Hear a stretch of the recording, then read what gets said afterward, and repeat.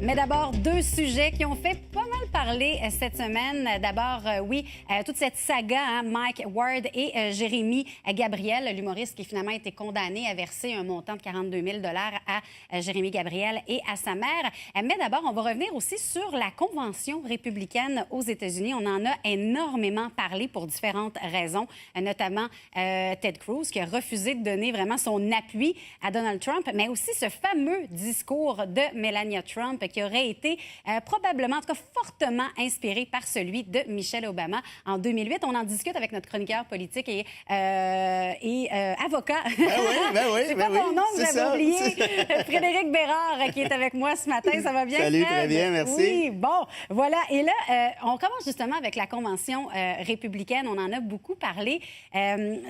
Qu'est-ce que tu en as pensé, toi, justement, de ce fameux discours de Melania Trump? Comment on peut expliquer ça? Parce que c'est quand même gros, là. Écoute, j'ai une thèse. C'est dubitatif. Oui, à tout le moins. Ouais. J'ai une thèse. Je pense que je vais faire rire de moi un peu, mais je vais l'essayer quand même. Vas-y. C'est pas la première fois, de toute façon. Écoute, j'ai comme l'impression que c'était voulu. Je vois pas pourquoi. Tu penses que c'était préparé? Écoute, à moins d'être un parfait imbécile. Là, Ouais. Et puis, je veux dire, oui, c'est peut-être le cas de Trump, là, mais il y a quand même beaucoup de gens autour là, qui sont pas nécessairement des idiots. Comment peut-on penser une seule seconde que de plagier le discours de Michelle Obama, discours qui avait été, applaudi, repris, connu, reconnu, ainsi de suite. Comment peut-on penser une seule seconde que personne ne se serait douté immédiatement du plagiat en question? Ouais. Je veux dire, moi, j'y crois pas. Et regardons la campagne de Trump depuis le début, même la pré-campagne de Trump, c'est quoi? C'est parlez-en bien, parlez-en surtout en mal. Ouais. Mais surtout et surtout, parlez-en. Ouais, c'est vrai. Donc, en mal, quand vous voulez, il n'y a pas de problème. Mais je veux que vous parliez de moi. Et c'est de cette manière-là que ce gars-là, c'est ici, là où il est. Aujourd'hui, évidemment, il était connu pour d'autres raisons. Oui. Mais tous ces propos qui étaient provocateurs, qui étaient racistes, qui étaient xénophobes, islamophobes, et ainsi de suite, il savait qu'il allait aller chercher de la presse. Il y a des médias aux États-Unis qui ont présenté leurs excuses. Ouais. On a joué le jeu de Trump. Désolé. Sauf que là, il est peut-être pratiquement trop tard. Un peu.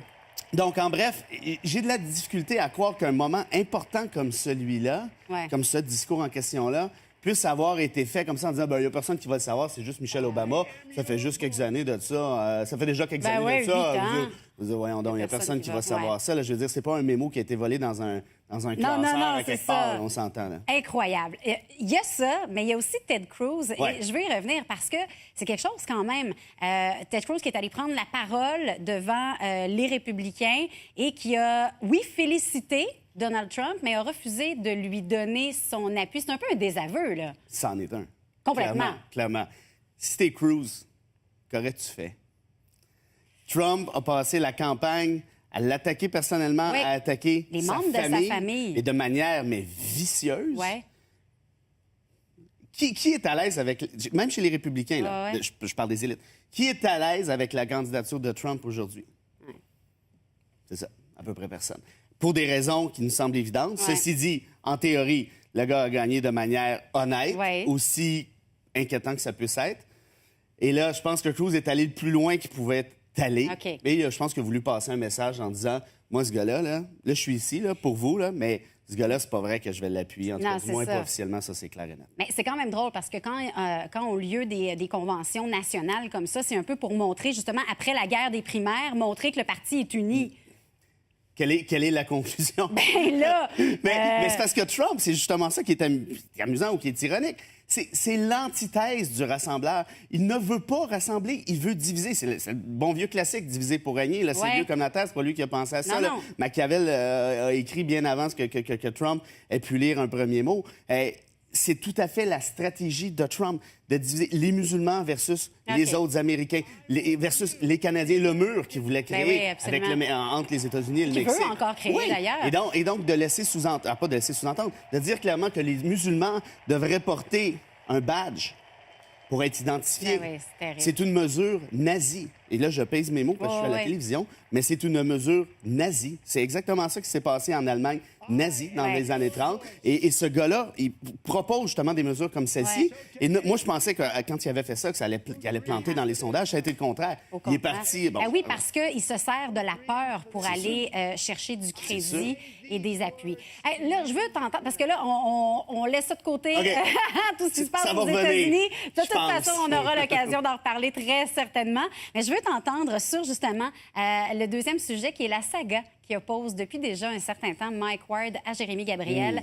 Bon, là, on a tranché Mike Ward qui devra dédommager Jérémy Gabriel et sa mère, un montant de 42 000 alors que Mike Ward, lui, disait, écoute, moi, je défends bec et ongle ma liberté d'expression. Comment tu vois ça? Parce qu'on va aller en appel, mais là, quand même, la première décision du juge, comment tu... Écoute, c'est très délicat. Puis je pense qu'il faut éviter de tomber dans une polarisation. OK. J'ai pas une opinion claire encore, pour être honnête. Je connais un petit peu le juge Hughes. Ouais. C'est un bon juge, je pense. Ouais. Il y a une opinion il y a une décision, en fait, qui est nuancée. Puis ça, je pense qu'il faut la lire OK. pour réfléchir. Tu sais, c'est facile de se cantonner, de dire « Ah, liberté d'expression, hein? Ouais. Ou tomber des fois, de l'autre le dos côté. large. Oui, on s'entend. Ouais. Ce que dit le juge, ça, il a raison. C'est que la liberté d'expression, oui, c'est important, c'est le fondement d'une démocratie en partie, mais ce n'est pas absolu. La liberté d'expression artistique, c'est la même chose. Il y a des limites à ça. On ne peut pas dire n'importe quoi tout le temps. Ce qu'il a dit ici, puis ça, c'est le bout peut-être le plus important, c'est que oui, on peut rire de plein de choses. Oui, on peut attaquer, oui, on peut critiquer le système. Mike Ward aurait pu faire des blagues aussi. Puis d'ailleurs, moi, je trouve pas ça très drôle, mais bon, j'imagine qu'il y a un public pour ça. Exact. Il aurait pu faire des blagues sur des handicapés en général. OK. Ça aurait été un groupe identifiable, mais ça aurait été racheté, si on peut dire. Il n'y aurait pas eu de problème comme tel à faire ce genre de blague-là. André Arthur, qui avait tenu des propos ultra méprisants envers les Haïtiens à Montréal, les chauffeurs de taxi, on s'en souvient, la Cour suprême a dit, ben c'est un groupe, donc on peut. On Bref. n'attaque pas une personne en particulier, mais un groupe. Là, tu m'amènes exactement là où je voulais aller. C'est qu'ici, c'est qu'on a visé un individu. Ça n'a pas été une blague qui a été lancée comme ça au hasard, là. Ward l'a refait 230 fois. L'individu était stigmatisé. Évidemment, on riait de son handicap de façon claire, nette et précise. Donc, c'est ça la nuance, je pense qu'il faut sortir de la décision. Est-ce que la liberté d'expression est attaquée? Oui, en un sens. Est-ce que le juge la relativise? Oui. Et peut-être la dernière affaire à se rappeler de ça, et là, je ramène le balancier de l'autre côté, c'est sûr que ça peut avoir des conséquences. Parce que pour un humoriste...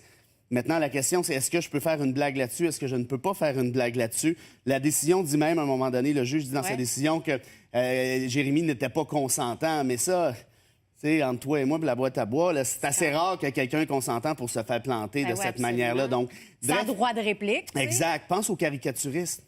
Oui, ben oui. Mais eux, ils ont le dos. Eux, on dirait qu'ils peuvent s'en permettre davantage. Oui, mais avec cette décision-là, là, c'est plus clair. C'est plus clair du tout. Et de là, le problème, rappelle-toi Stéphane Dion qui se faisait caricaturer en rat par Serge Chapelot systématiquement.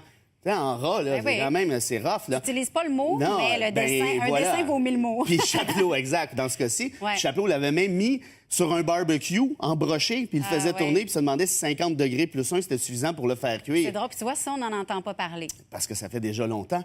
Mais si la décision, Mike Ward avait existé au préalable, est-ce que c'est pas de l'acharnement sur... Bon, dans ce cas-ci, est-ce que c'est pas un handicap et tout ça, la question de la discrimination ne s'appliquerait peut-être pas. Mais la question comme telle de l'acharnement sur un individu, peut-être. Parfait. J'imagine qu'on va en entendre parler. De toute façon, la cause, on a déjà... Oui, elle va là en appel. Puis là, on l'a amené sur la appel. question de la Charte des droits. Exact. Dans le cas de Stéphane Dion, ça ne s'appliquerait pas comme c'est tel. ça. Mais il y a quand même des... On va étirer les élastiques à gauche et à droite. Par la suite, c'est ça qui est un peu inquiétant pour la liberté d'expression. Parfait. On va suivre ça. Merci beaucoup. Bienvenue Super beaucoup. intéressant. Frédéric Bérard, qui est avocat et également chroniqueur politique.